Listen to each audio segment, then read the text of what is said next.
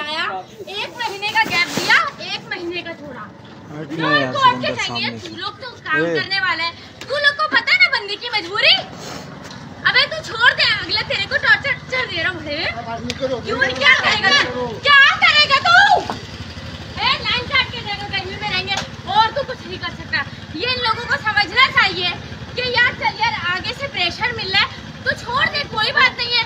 1 महीने का 11,000 का बिल है, जो कर सकता तू जाके कर ले। कहाँ जादू करने कर, भूला इसको तो भुलाएगा। अबे क्या ये ड्यूटी, मैंने इसको तो समझना था, ये ना गरीब बंदा है, 11,000 का वो आया तो ड्यूटी कर चला था। ड्यूटी हम नहीं करते क्या? हमें नहीं पता ड्यूटी कैसे होती है?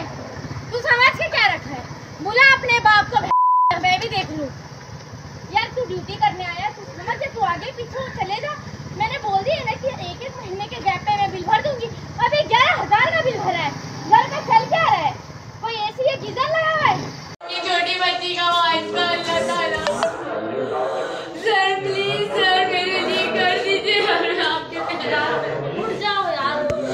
सर मैंने बदतमीजी की ना, मैं माफी मांग रही हूँ, नेक्स्ट टाइम नहीं होगा सर।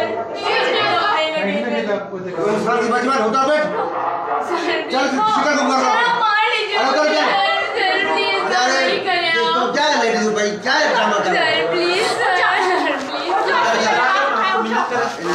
सर आपकी बात सर, लास्ट सर,